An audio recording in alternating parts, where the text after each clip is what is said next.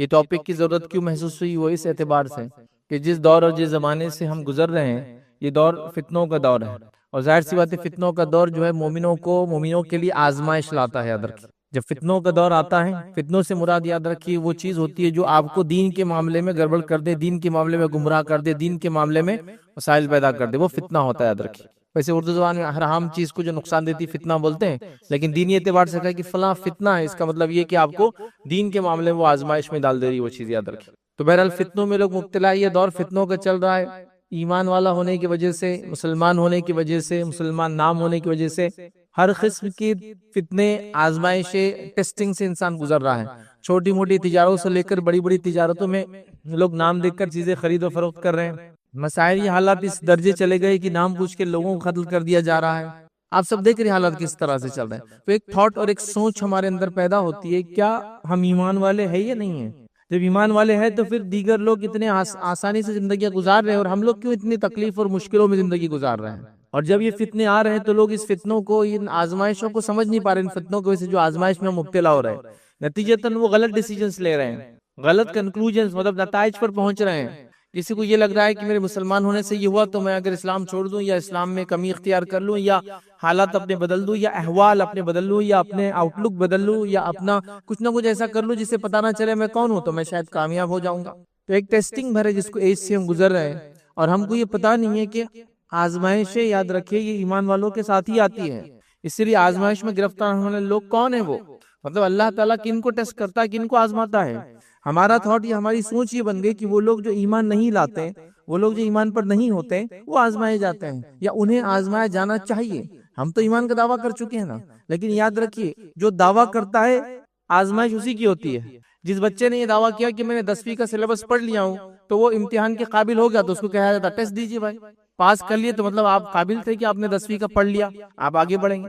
کوئی طالب علم یہ کہہ رہا ہے کہ میں فلاں امتحان دے سکتا ہوں یا فلاں کورس کر سکتا ہوں، تو پھر اس کو محنت کرنا پڑتا ہے، اس کورس کے ایگزام کو پاس کرنا پڑتا ہے. اگر پاس کر لیتا ہے تو پتہ چلتا ہے وہ صحیح ہے.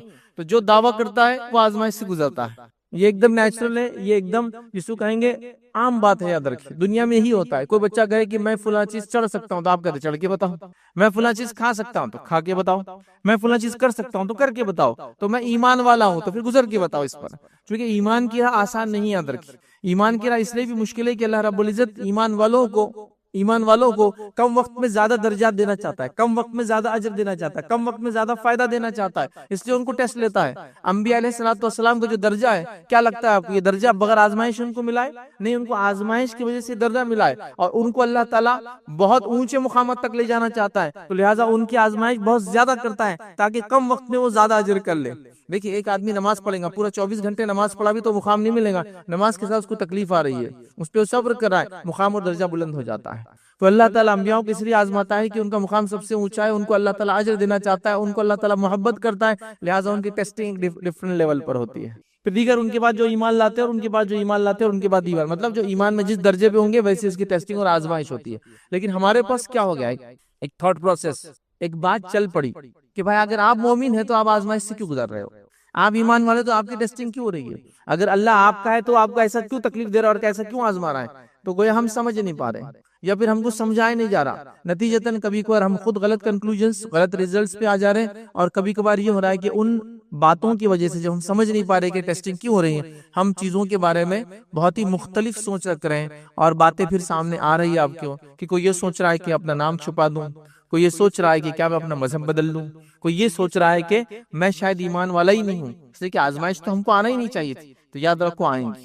اب آزمائش اور عذاب یہ دو ایسی چیزیں یاد رکھیے، یہ دکھنے میں ایک جیسی ہوتی ہے، تو وہ ڈفرنس دیکھ کر آگے بڑھتے ہیں انشاءاللہ. آزمائش میں گرفتار کون ہوتا ہے؟ یہ دونوں ایک جیسی ہوتی ہے. صحابہ ایمان لائے، تکلیف دیے گئے، کسی کو گلے میں رسی ڈال کے چلایا گیا، کسی کو تپتی ریت پر لٹایا گیا، کسی کو آنکھ کے انگاروں پہ لٹایا گیا، کسی کو آنکھ کے انگاروں سے گزارا گیا، کسی کو گرم کھولتے ہوئے تیل کے اندر ڈالا گیا، کسی کو جانور کو دو طرف پیروں پہ باندھ کر دونوں طرف دوڑا دیا گیا، دو ٹکڑے کر دیا گیا، کسی کے سر پہ آرے رکھ کے چیر دیا گیا، کسی کے اوپر لوہے کی کنگیاں چلا کے ان کی کھالیں نکال دی گئی، کسی کو گرم کر کے کرسیوں پر بٹھایا گیا اور ان کی موت کو دیکھ کر لوگوں نے انجوائے کیا، کسی کو بھوکے شیروں کے سامنے ڈال دیا گیا.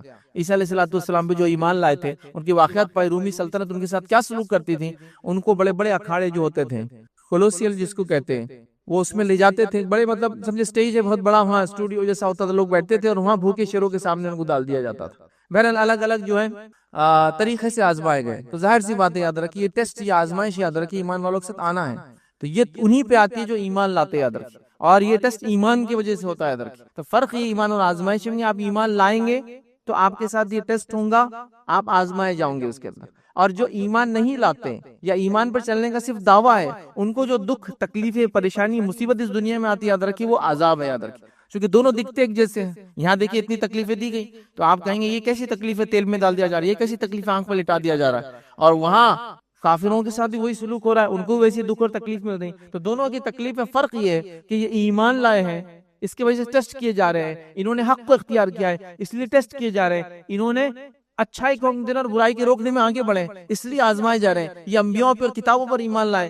اس لیے آزمائے جا رہے ہیں۔ جو تکلیفیں ان کو ایمان کی وجہ سے آ رہی ہے یہ آزمائش، اور جو تکلیفیں ایمان کو چھوڑنے کی وجہ سے، ایمان نہیں لانے کی وجہ سے، یا ایمان کمزور ہونے کی وجہ سے آتی ہے، اس کو عذاب کہا جائے گا۔ جیسا بہت ساری قوموں نے ایمان کا دعویٰ کیا، اس کے بعد بھی عذاب آتا ہے، چونکہ انبیاء کی بات نہیں مانی، حلال حرام کی تمیز نہیں کی، ناپ تول میں کمی کی، اور کہیں قرآن پڑھ لیجیے آپ کو ملیں گے واقعات۔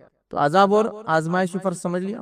تو اگر ہم آزمائش سے گزر رہے، ہم یہ کہہ رہے تو پہلے ٹیسٹ کرنا ہوگا یہ آزمائش ہے یا عذاب ہے، یہ دیکھ لیا، ورنہ کیا ہوتا ہے پتہ چلا چیز ایک آ رہی ہے اور سوچ ایک طرف جا رہی ہے، ویسا نہیں ہونا چاہتے۔ تو لہٰذا حق پہ آنے کے بعد جو تکلیفیں آتی ہیں اس پہ ہم کو صبر بھی کرنا ہے، اور وہ ہماری آزمائش ہوتی ہے یاد رکھیں، اور وہ مختلف قسم سے آتی ہے، مختلف لوگوں مختلف دور میں آئی۔ تو ہم دیکھتے ہیں دنیا میں جو آیا وہ آزمایا گیا، دنیا میں جو آیا اس کا ٹیسٹ لیا گیا۔ ہم سے پہلوں کے ساتھ یہ ہوا، ہمارے اطراف اور ہمارے ساتھ یہ ہو رہا ہے، اور ہمارے بعد بھی یہ سلسلہ اللہ کی سنت و طریقہ چلتا رہے گا یاد رکھیے۔ تو مومنوں کے اس معاملے میں تیار رہنا چاہیے یاد رکھیے۔ اسی طرح یاد رکھیے انبیاء اور صالحین کو آپ لیں، انبیاء اور نیک لوگوں کو آپ لیں تو مختلف ڈھنگ سے آزمائے گئے، کسی کو بیماریاں ہو گئی، کسی کو قید خانے میں ڈال دیا گیا، کسی کو دشمنوں نے ایذا اور تکلیفیں پہنچائی، کسی کو مال و دولت اس کی لوٹ لی گئی، کسی کو اپنے وطن سے بے وطن کر دیا گیا، کسی کی جان لے لی گئی یاد رکھیے، اور کسی کو اتنی تکلیفیں اذیتیں دی کہ وہ پریشان ہوتے یاد رکھیے، اور یہ ہوا یاد رکھیے، ہر دور میں ہوا اور ہر دور میں ہوتا رہے گا یاد رکھیے۔ تو لہٰذا آزمائش آتی یاد رکھیے۔ مثالیں اگر آپ کو دوں تو بیماری کی مثال، کیونکہ وہ چیزیں جو عام طور سے ہمارے سماج میں ہوتی ہے ان کی چند مثالیں دیتا ہوں کہ کیسے لوگ آزمائے گئے ایمان لائے تھے۔ پہلی مثال لے لیجیے بیماری۔ بیماری ایک ایسی چیز ہے جس سے کوئی بھی انسان بچا ہوا نہیں یاد رکھے، چھوٹی اور بڑی مختلف بیماریاں انسانوں کو ہوتی ہے، اللہ نے جس کو اس سے محفوظ رکھا اس نے بڑا اللہ کا شکر منا کر آگے بڑے بڑے کام کرنا چاہیے، ورنہ بیماریاں اچھے اچھے انسانوں کو جو ہے تجارت ان کی برباد ہو جاتی ہے، پوزیشنیں ان کی چلی جاتی ہے، حالات بد سے بدتر ہو جاتے ہیں، اور وہ ایک ٹیسٹ سے گزرتے ہیں، مطلب دنیا کی نعمتوں کا فائدہ نہیں اٹھا پاتے۔ اگر ہم کو اس سے نہیں گزار رہا اللہ تعالیٰ تو بڑی فضل کی بات ہے۔ تو بیماری ایک عام چیز ہے جو آزمائش ہوتی ہے لیکن ہم سمجھ نہیں پاتے۔ پھر جزا اور فضا کا معاملہ چل ہوا تھا، کبھی سمجھ نہیں پایا تو اللہ نے ہم کو ہی دیا، یہ اتنے دیندار تھے ان کو ہی ہوا، ہم مسلمان ہیں، ہم ہی سب سے زیادہ دقت دواخانوں کے اندر کیا ہو رہا ہے ہمارے ساتھ۔ تو ظاہر سی بات ہے آزمائش ہے تو آپ کے ساتھ ہی ہونے والی، کیونکہ آپ ہی نے دعویٰ کیا ہے نا، مطلب ہم نے دعویٰ کیا تو ہمارا ہی ٹیسٹ، تو لہٰذا آزمائش، بیماری والی آزمائش۔ بیماری والی آزمائش کا آپ کو واقعہ لینا ہے تو ایوب علیہ السلام کی زندگی آپ پڑھیں۔ ایوب علیہ السلام کا واقعہ قرآن میں موجود ہے، بہت مختصر سا، اور بائبل کے اندر جاب ان کا نام آتا ہے، اور بڑی تفصیل میں ان کا واقعہ بہرحال موجود ہے۔ یہ قصص الانبیاء پڑھے جس کے اندر اسرائیلیات اور قرآن کے واقعے کو ملا کر ایک پوری ترتیب دی گئی، آپ اس کو پڑھیں تو آپ کو پتہ چلے گا کہ ایوب علیہ السلام کیسے آزمائے گئے۔ وہ تو کئی چیزوں میں آزمائے گئے، قرآن نے بیماری کا تذکرہ کیا، لیکن دیگر کتابوں میں اسرائیلیات کے اندر تو آتا ہے وہ اولاد سے بھی آزمائے گئے، زمین سے بھی آزمائے گئے، اور اس کے ساتھ ساتھ دھن دولت جتنی چیزیں تھی اس سے آزمائے گئے، اور صحت سے بھی آزمائے گئے، مطلب کمپلیٹلی آزمائے گئے۔ واقعہ اس طرح آتا ہے کہ اسرائیلیات کے اندر یہ بات ملتی ہے بک آف جاب کے اندر کہ شیطان اللہ رب العزت کے حاضر ہوا اور کہا کہ اللہ تعالیٰ نے جب یہ فخر کیا کہ ایوب میرا کتنا نیک اور اچھا بندہ ہے اور کیسے وہ عمل کرتا ہے، تو شیطان نے کہا کہ جس کو تو اتنی نعمتیں دے دے، زمین، دھن، دولت، جائیداد، اولادیں، بیویاں، بچے، سب کچھ ہو تو وہ تو تیری شکریہ ادا کریں گا، اس میں کیا خاص بات ہے۔ تو اللہ تعالیٰ نے پھر ان کی زمین چھین لی، اس کے بعد ان کی اولاد کو موت دے دی، جو کہ 100 سے زیادہ ان کو لڑکے تھے، ان کا انتقال ہو گیا، ان کی بیویاں ان کو چھوڑ کر چلی گئی، اور ایک کے بعد ایک ٹیسٹ آئی، حتیٰ کہ وہ صحت میں تھے، لیکن شیطان نے کہا صحت ہو تو انسان سب کچھ کما لیتا ہے، صحت سے بھی نہیں آزمایا، تو اللہ نے ان کو بیماری بھی عطا کر دی۔ اسرائیلیات تھے لیکن قرآن نے بیماری کا تذکرہ تو بہرحال کیا کہ شیطان مجھے چھو کر گیا بول کر وہ تذکرہ ہے۔ بہرحال ایوب علیہ السلام بیمار ہو گئے، اور بیماری میں جو انہوں نے صبر کیا اسی سے وہ مشہور بھی یاد رکھی۔ تو بیماری ان کیا، تو بیمار کو ہے تو ایوب علیہ السلام کا واقعہ پڑھیں، کیسے ٹیسٹ کیے گئے، بہت زیادہ سخت آزمائے گئے اپنی صحت سے، جس کی کوئی انتہا نہیں، جس کی کوئی انتہا نہیں یاد رکھی۔ شاید وہ جلد والی بیماری تھی یہ جلد کے ساتھ ساتھ جسم کی اور اعضاء میں بیماری تھی، بہرحال شیطان ان کو چھو کر گیا تھا اور اس نے ان کو آزمائش میں مبتلا کر دیا تھا، یاد رکھیں۔ تو بہرحال اللہ تعالیٰ نے ان کو یہ آزمائش سے گزارا، اور ایوب علیہ السلام ہمارے لیے نمونہ ہے کہ کوئی بیمار ہو جائے تو صبر کریں۔ اب آزمائش میں کرنا کیا ہے وہ انشاءاللہ اگلے جمعہ رکھوں گا، وہ چاہے کسی بھی قسم کی آزمائش سے ہم گزر رہے ہوں۔ تو یہ مثال ہے ایوب علیہ السلام، وہ لوگ جو بیمار ہیں۔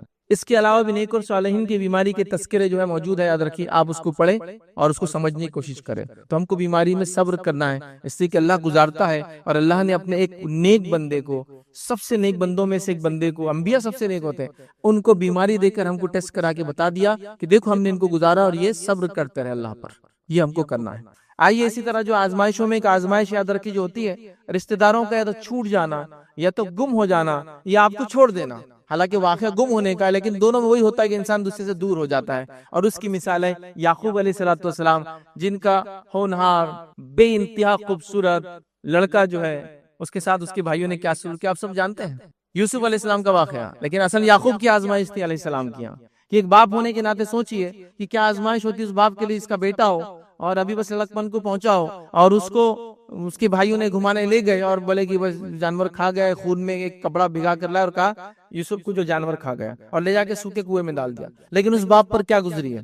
یعقوب علیہ السلام جانتے تھے کہ یوسف واپس آنے والے ہیں، نہیں جانتے ایسا نہیں تھے، چونکہ وہ خواب دکھایا جا چکا تھا نا، تو خواب دیکھ لیا تو اور کہا تھا یہ خواب اپنے بھائیوں کو مت بتانا، شیطان چونکہ کھلا دشمن ہے، تو وہ جانتے تھے ہم ملیں گے، لیکن بیٹے کی جدائی، بیٹے سے دوری، وہ دوری آپ برداشت نہیں کر پا، اتنا صبر سے گزرے، اتنا پریشان ہوئے، اور روایتوں میں آتا آپ روتے تھے اپنے بیٹے کے لیے کہ آنکھیں چلی گئی، اب دکھتا نہیں تھا، بیمار ہو گئے، اب دکھنا بند ہو گیا، اور اسی وجہ سے اب دکھنا بند ہوا تو اس زمانے کے طبیب نے کہا کہ آپ اونٹ کا گوشت نہیں کھانا چاہیے، تاکہ وہ بیماری سے اس زمانے میں وہ آزمائے گئے، آنکھیں ضائع ہو گئی بیٹے کی محبت میں۔ تو آپ کا بھی اگر کوئی رشتہ دار گم ہو چکا ہے، یا گم تو نہیں ہوا، آج کل الگ ڈھنگ سے لوگ گم ہو جاتے ہیں، چھوڑ دیتے ہیں، چاہے وہ بیٹے نے باپ کو چھوڑ دیا ہو، بیٹی باپ کو چھوڑنا چاہتی ہے اس لیے کہ اس کو کسی اور سے محبت ہے باپ سے زیادہ، یا رشتہ اپنی ماں کو چھوڑنا چاہتی ہے، تو یہ رشتہ داریاں بھی جب دور ہوتی ہے تو انسان پریشان ہوتا ہے۔ ٹھیک ہے وہ بولتا نہیں ہے کہ بھائی میں پریشان ہوں، لیکن یہ سب چیزیں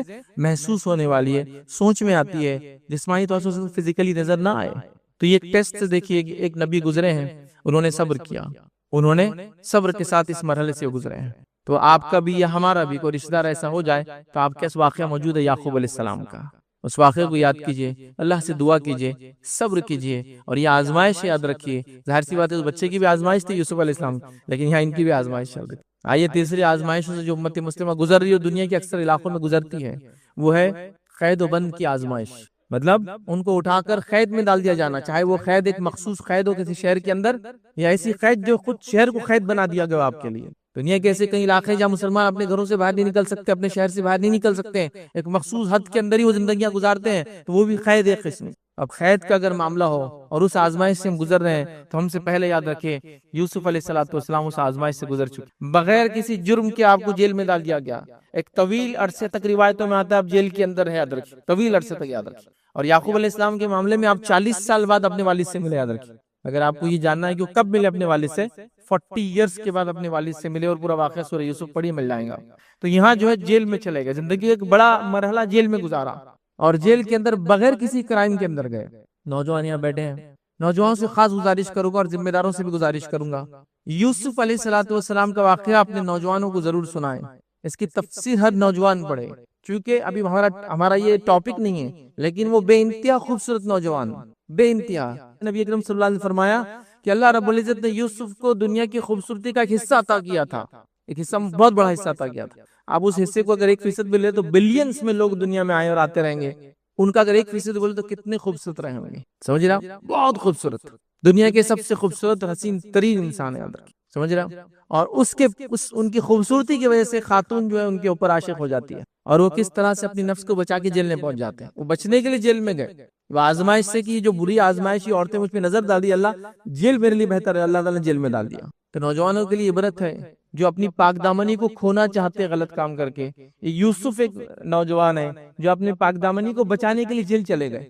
پاک دامنی جو برکات لاتی ہے، اور زنا جو نحوست اور بربادی قوم کے لیے لاتی ہے، اس کی کوئی انتہا نہیں، یاد رکھیں۔ مطلب آپ سوچ بھی نہیں سکتے جو بے انتہا یہ بولا کرتی ہے، یاد رکھیں۔ صلاح الدین ایوبی رحمہ اللہ کا ایک مشہور قول ہے، یاد رکھیے، وہ فرمایا کرتے تھے جب کسی قوم کو ہلاک اور برباد کرنا ہے تو اس کے اندر فحاشی اور عریانیت لا کے ڈال دی جاتی ہے۔ کسی قوم کو برباد کرنے کے لیے کیا کیا جاتا ہے؟ اس میں فحاشی اور عریانیت لا دی جاتی ہے۔ فحاشی مطلب نیوڈیٹی، عریانیت ننگ پن لا دیا جاتا ہے، اس کی وجہ سے وہ قوم زنا اور اس سے مبتلا ہو جاتی ہے اور قوم برباد ہو جاتی ہے۔ اور یہی ہتھیار ان کے زمانے میں عیسائیوں نے مسلمانوں کے خلاف استعمال کیا تھا، اپنی عورتوں کے ذریعے انہوں نے پوری قوم کو برباد کرنے کی کوشش کی۔ تب انہوں نے کہا تھا کہ کسی قوم کو برباد کرنے کے لیے یہ فتنہ کافی ہے کہ اس کو فحاشی اور عریانیت کے اندر ڈال دیا جائے۔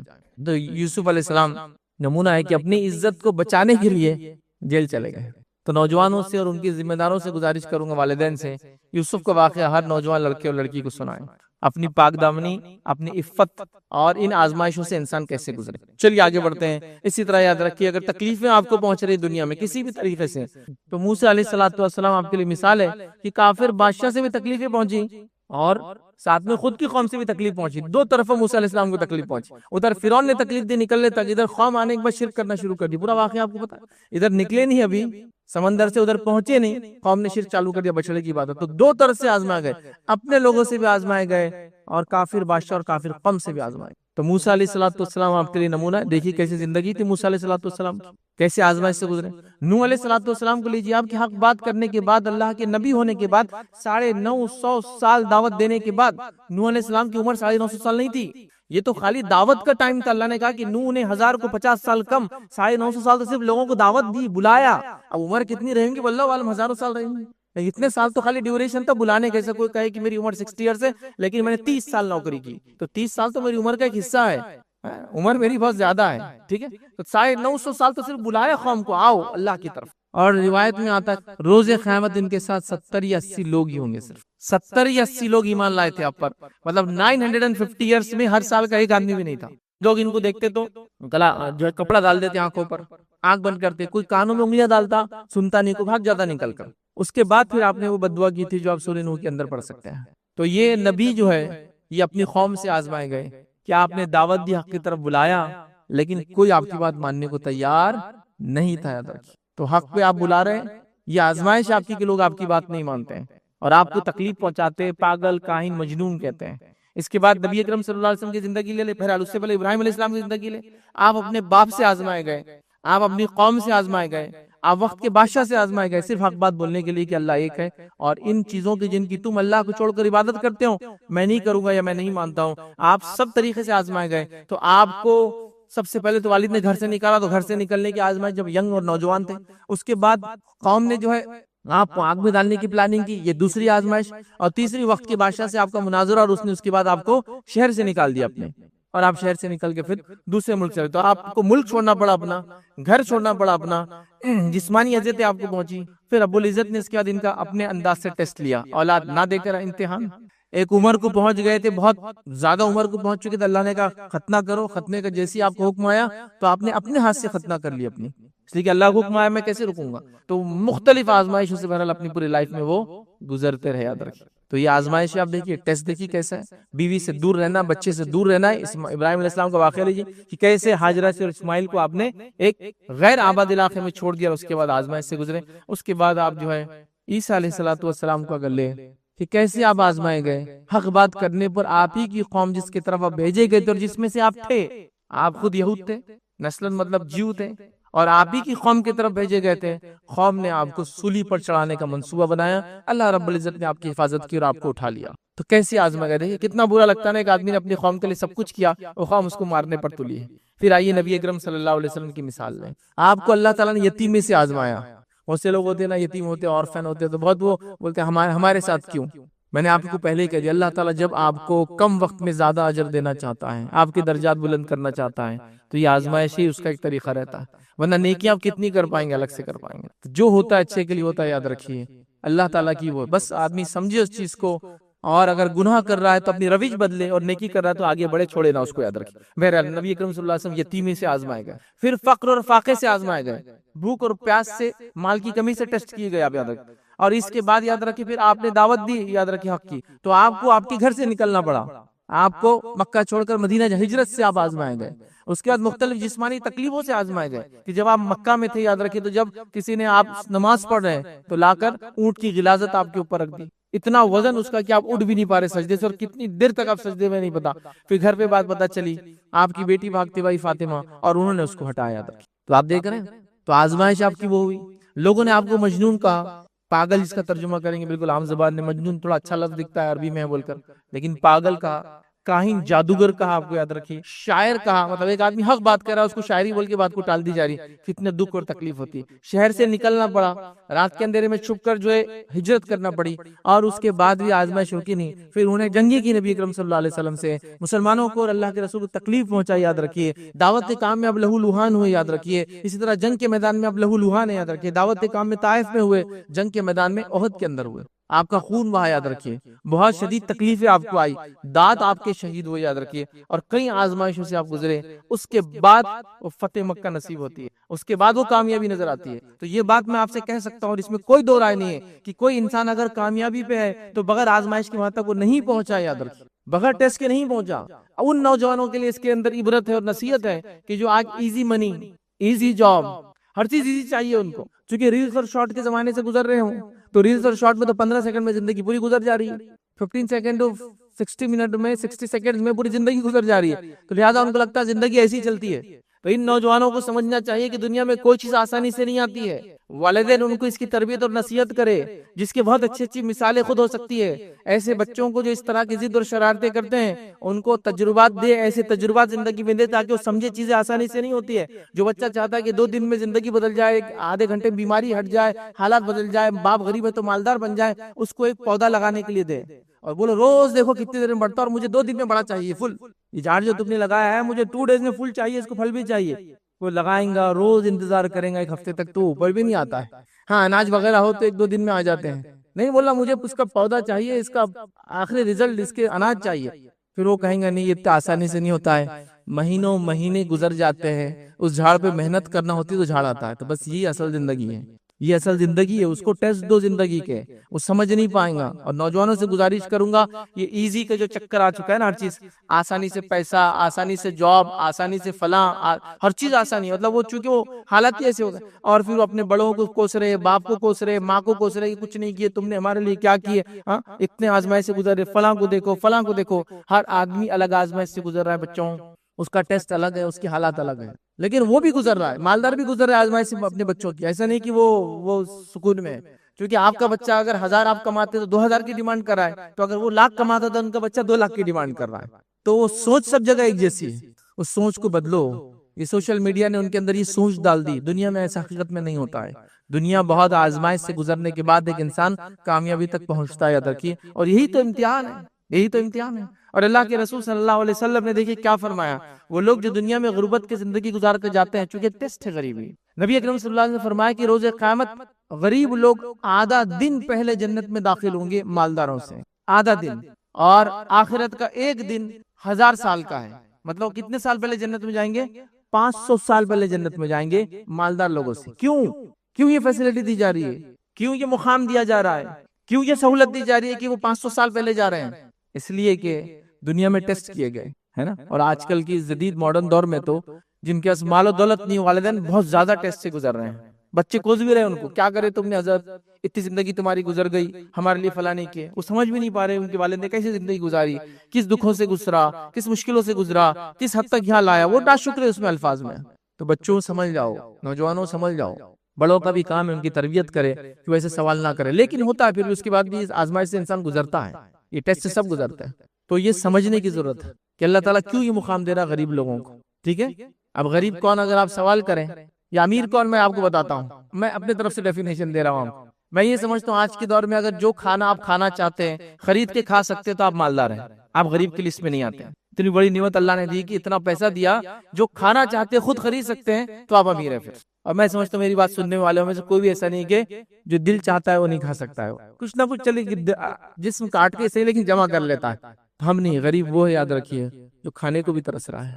تو ظاہر سی بات ہے وہ رہنے کو بھی ترس رہا ہے، وہ پہننے کو بھی ترس رہا ہے. ہم کو تو یہ سب دیا نا اللہ نے، بہت بڑی نعمت ہے، یاد رکھیں. تو غریب نہیں، ہم مالدار ہیں ماشاءاللہ.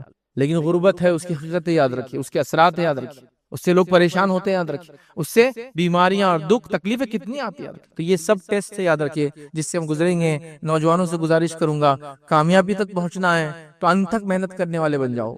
آزمائشوں سے گزرنے کے لیے تیار ہو جاؤ.